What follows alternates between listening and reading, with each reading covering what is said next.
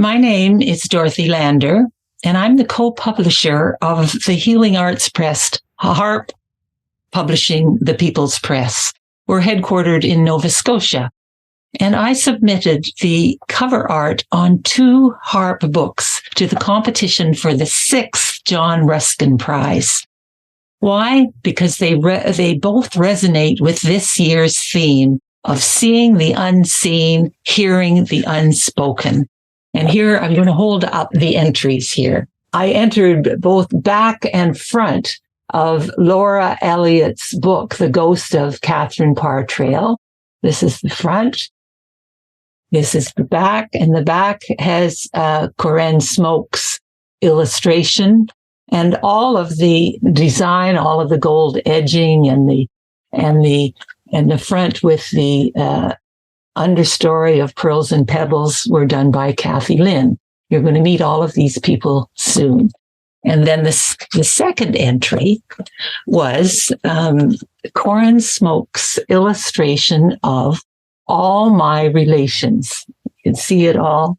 And it was, I wrote this book, rereading Catharine Parr Traill, Stranging the Familiar. And Corinne's illustration of All My Relations was both on the back cover and in the interior. And I'll just hold up this. This is the actual book rereading. That's the front cover. And you can see All My Relations on the back cover. Should also notice that another illustration there is is Every Child Matters. And I just happen to be wearing Corinne's design of a T-shirt today. I don't know if you can see it. Okay. So a little bit about, I'm just going to mention about HARP. Yes, we're a healing arts press. And our acronym stands for Healing Arts Reconciling People's Heart. And we think that resonates with John Ruskin's belief in the power of the art to transform the lives of marginalized peoples. Now, I've gathered the 4 collaborators on the cover art for these 2 books into a shared inquiry today. September the 13th, 2023.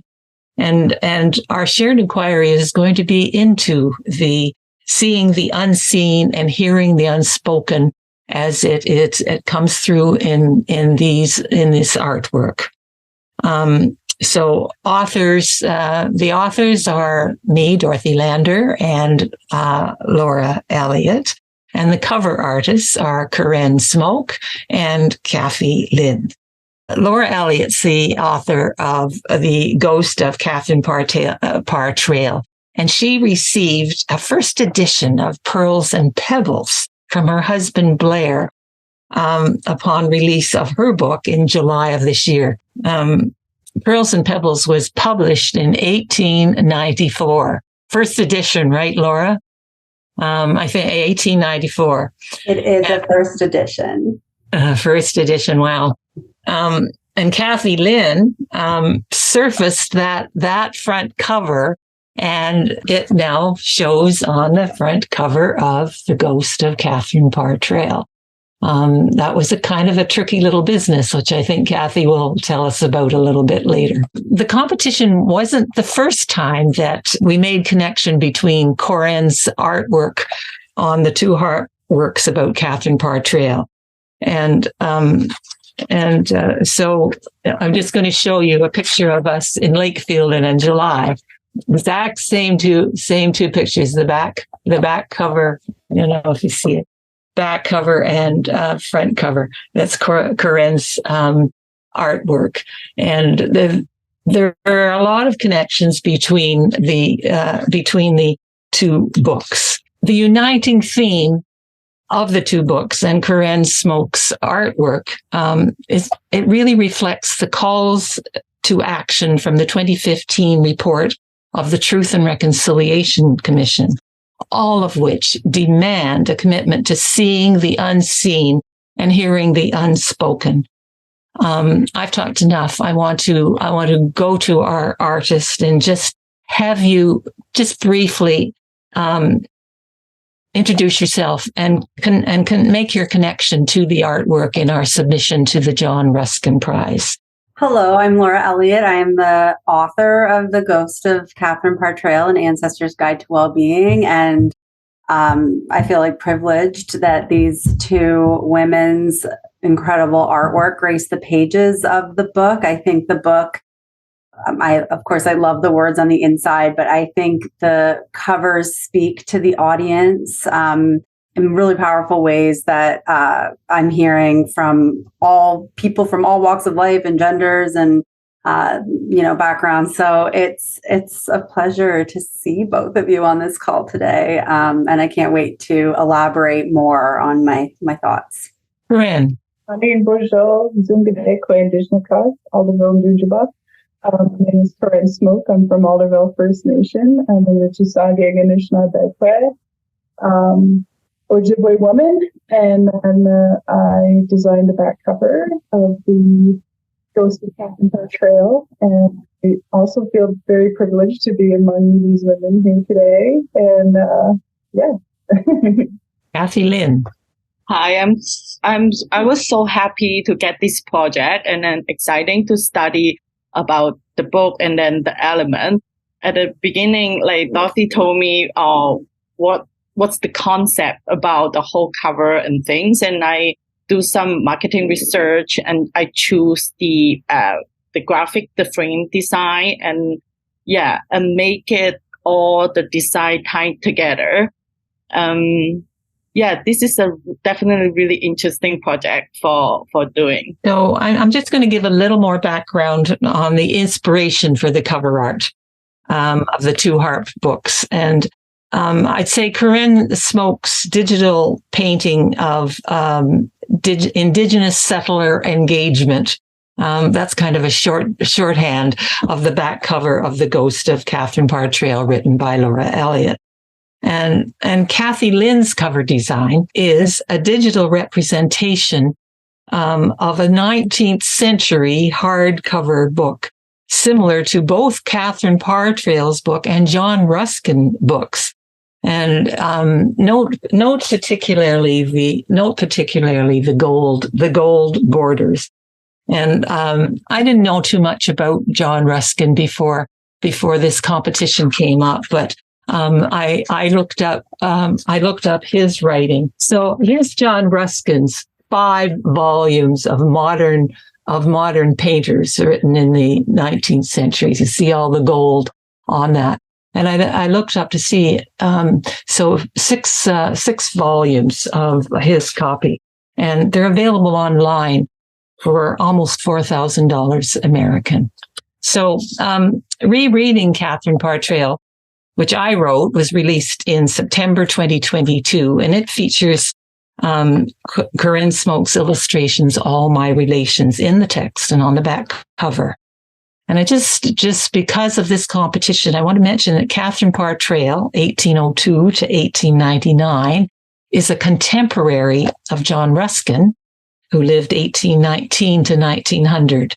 And Traill draws on her early years in Suffolk and Norfolk in her writing. She emigrated to Canada with her husband, Thomas Traill, in 1832. And she is celebrated as a Canadian literary icon and as a botanist. And her relationship with nature dominates her 24 books. Ruskin and Traill are representative of the literary and artistic movement known as Romanticism, characterized by a celebration of nature and regular people. And the artwork featured on the covers of these two books offers a decolonizing perspective on Catharine Parr Traill. And Laura and I are pretty well convinced that we're the first ones to do that. There have been lots and lots of biographies of Catharine Parr Traill, but we've taken up the we've taken up the themes of the seeing the unseen and hearing the unspoken, especially in nature. And I'm just going to have an echo of this from a quote from John Ruskin to young painters. Go to nature. in all singleness of heart, having no other thoughts but how best to penetrate her meaning and remember her instruction, rejecting nothing, selecting nothing, and scorning nothing. This is John Ruskin having a conversation with nature, which reminds me so much of Corinne's artwork of all my relations. And I'd like to begin, Corinne, with you, begin our inquiry, because your artwork shines a light on the uniting theme of these two books, our commitment to truth and reconciliation. And what is it about your artwork on these two books that could help the reader in seeing the unseen and hearing the unspoken of Indigenous knowledge? All my relations, I just have it open here on my phone so I can look at it while I'm speaking. I was so moved by both books, first of all, with the decolonization, and I feel like you both are settler allies, and you've given me this opportunity to be heard and be seen and speak up for that. And for the illustrations, in particular, all my relations, there are elements there that not just with people relations, but relations to the land, the elements depicted in the illustrations. You can see earth, bone, hide, wood. All of we are related to. And there's one drop of water in the woman's womb, which women do carry water, and we carry that life. And so for all my relations, that illustration depicts all my relations with the land and sky and the animals, and not just people. It doesn't stop there. And for the back cover of the Ghost of Catharine Parr Traill, there's Mississauga women. If you look closely at the silhouettes or sort of the shadows of them, they are the Mississauga women that are steering the canoe and guiding the way through the water. And you can see that Catharine trusted the Mississauga women with her child in one of the boats, in one of the canoes. And you can see Catharine's on the front of one of the canoes as well. So it just kind of shows that the Indigenous knowledge is better depicted and shown in these illustrations, and sharing that knowledge with the settlers, and the knowledge of the land and to survive in the backwoods of Canada goes back 500 years or more. So that is a clear depiction of Catharine learning off of these women, the Mississauga women of the area. And thank you so much, Miguel, for giving me this opportunity to speak and be heard and be seen. Now, Kathy Lynn, can you say something about your process in choosing a design to look like a 19th century cover with the gold borders like John Ruskin and Catharine Parr Traill? I should tell you, I don't know if I said this to you, but Laura's book is getting a lot of attention. And one of the reasons it's getting so much attention is because it looks like a 19th century book. Is that right, Laura? Yeah. People remark on that. So we'd love to hear about your process and your research that went into this. I feel like the idea, it just like sparkle up like when we have the meeting before about the whole cover design. And I just like trying to like at the beginning, I trying to like solve problem and how to get the pearl and petal, like the whole image and cut out, right? So we have so much problem for that. So how do I clean the edge, and how can I take all the gold out and without the red background? And then when I was like doing that process, and I did some background research, I started like Google it and what's the 19th century like the book looks like, and I run into like couple design I really like, and then I think the idea just lucky maybe it just like sparkle up. I was like, oh, I want to do this like golden and how to frame everything in, and then I want to put like Laura's name on the top, and then the font choice and everything, like just right on the top of the image there. Yes. I think the main part, it was like when I was doing the graphic, and then the idea just came to me and figure out the frame. So I choose, because at the beginning we have original thinking, have just like 2 lines on the top and 2 lines on the bottom. And then I think that's not distinguished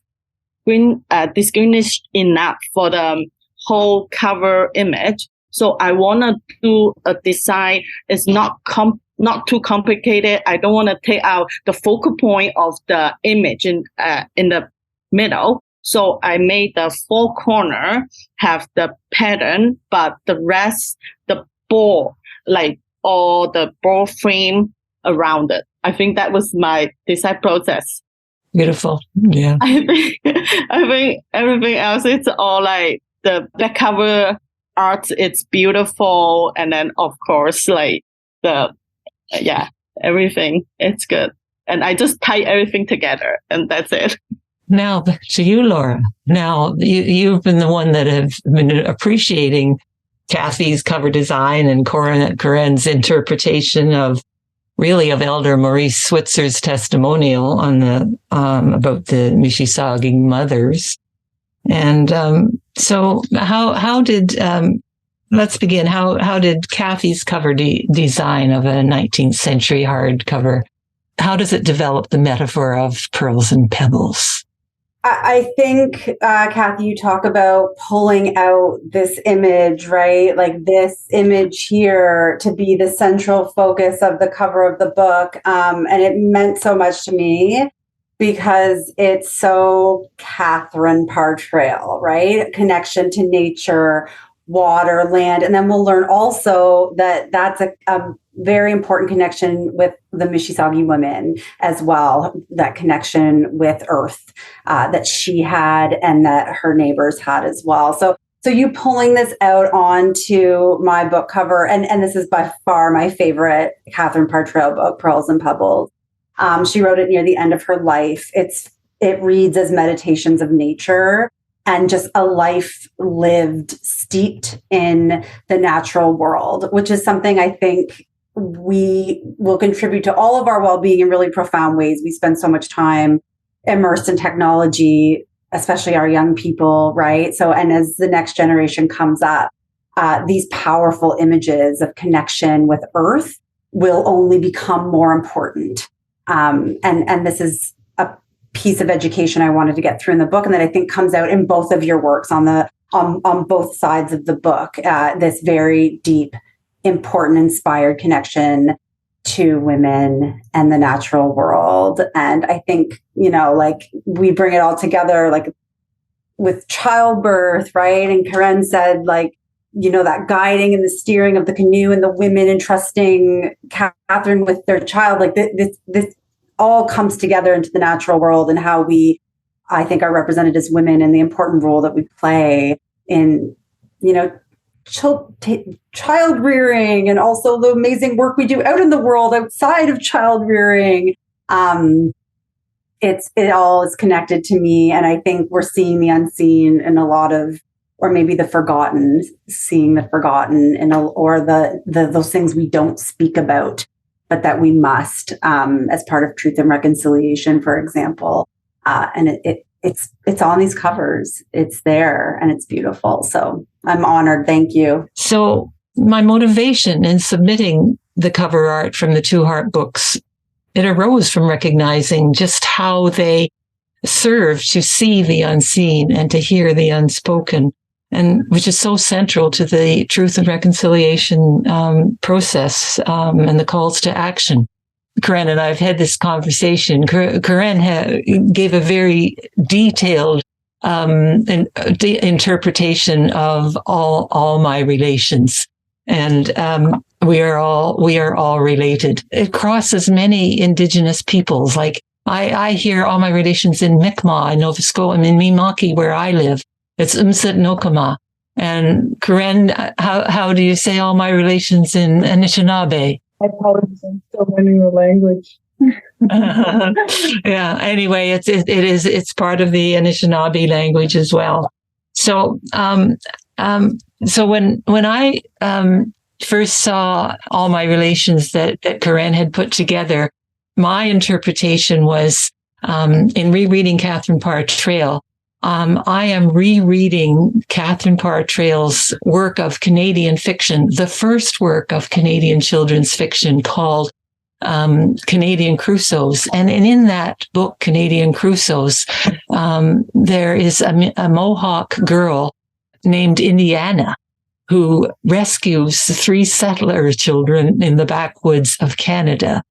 And I interpreted this image of All My Relations as Indiana reimagining this Mohawk girl as she doesn't come across as the rescuer directly in Canadian Crusoes, but if you read behind the lines, she is Indiana and her relationships with all the elements of the earth. She rescued with the wind and the rain and the rocks and how to use snowshoes and how to build fires. She rescued it. And I just saw that image that Corinne put together as almost a metaphor of how Indigenous people are the stewards of Mother Earth. And they are once again, if we're going to get ourselves out of this climate loss of biodiversity, we're going to need All My Relations, and we're going to have those Indigenous ideas, Indigenous knowledge of how to steward the earth, and that's unseen and unheard. And Corinne's art brings that forward in All My Relations. And then it's funny how everybody sees art differently. When I looked at Corinne's back cover art on the Ghost of Catharine Parr Traill, I had the advantage of seeing an early draft of Corinne's work in which she hadn't put the whole old growth forest in. She had a whole green patch, which I immediately thought, there we are. That's the clear cutting. And so I thought, no, I don't know if we want a whole clear cutting of the area on the back cover. So Corinne put the old growth forest back in, and she has the other part. I thought it was the past and the present. Laura hasn't mentioned this, but the little home at the top is called Westove, after Catharine Parr Traill's husband's family in Scotland. And Lauren didn't mention that she lives in that house right now. And so I saw that image of almost like the past and the present coming together. Because in fact, that image of the house, you'll have to confirm this, Laura. I think that house looks more like the it's the same house as back in the time when Catharine Parr Traill was in the canoe looking for, but I think it has some little modern kind of look to it. Would that be right? Yeah, absolutely. Like, I think that what Corinne has depicted is the house has not changed very intentionally from that time, right? So the picture I've given her, this home, I think, has had minor modifications over the years, but it's how it would have looked to the Mississauga women when they came for visits to trade. The old growth forest most likely would have been there as they were clearing land at that time. So very representative of the time in which it existed. Anyway, that just that whole image that you created, Corinne, it just, I just think that it highlights about colonization because of the old growth forest and the settler home across the waters and settler privilege. Like Catharine Parr Traill got to live in a house with that had, I guess, didn't have electricity back in her day, but it had a whole structure that wasn't available for a lot of Indigenous peoples. I see it, the two canoes and the peering through the woods as kind of highlighting the unseen and unheard about settler privilege. And I don't think that any of the biographies of Catharine Parr Traill before Laura and me really, and before your artwork, really kind of push that through about settler privilege. Catharine Parr Traill's settler privilege. Yeah. So, and this brings me back to John Ruskin, because and I only found this out when I started reading about this competition. Laura writes in her book about how Catharine Parr Traill would be a climate activist if she were alive today.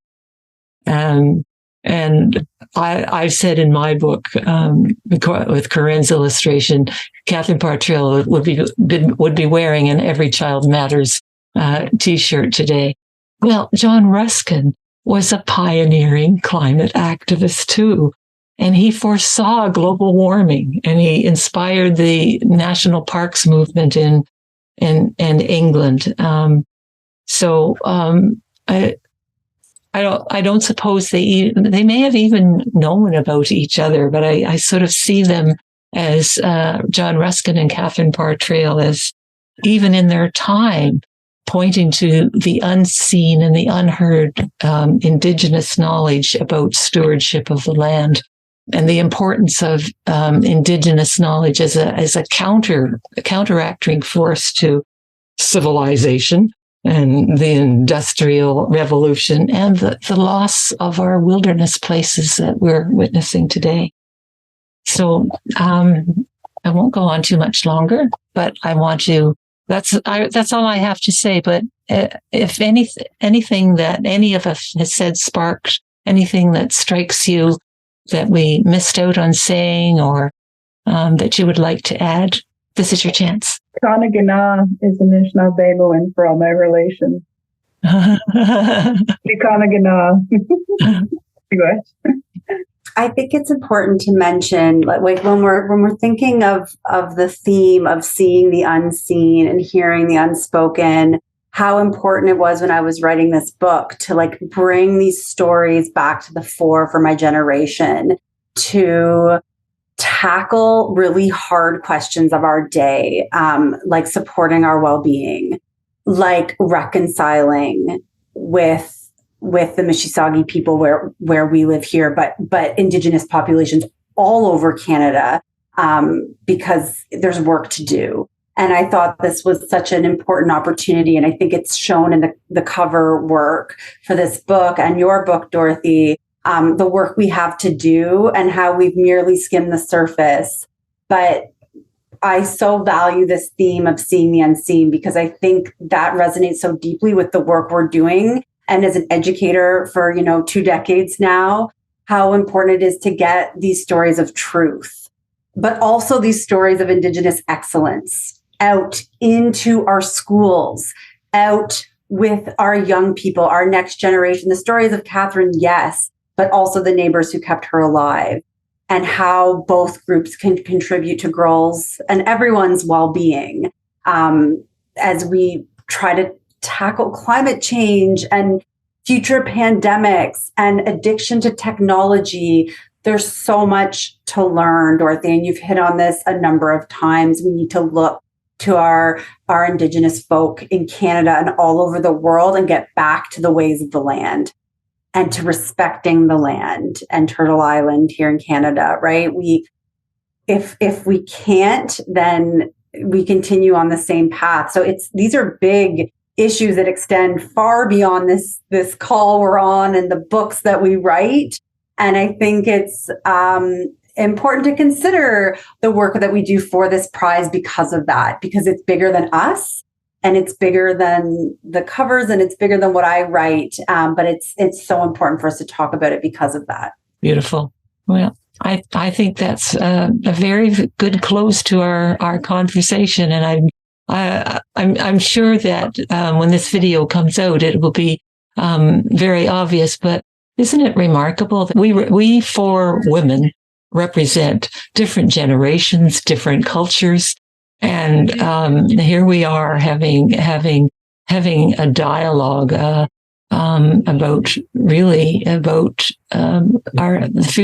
the future of our land and planet and where we live. So powerful, and it's such an honor to be part of a wonderful group of women. Yeah.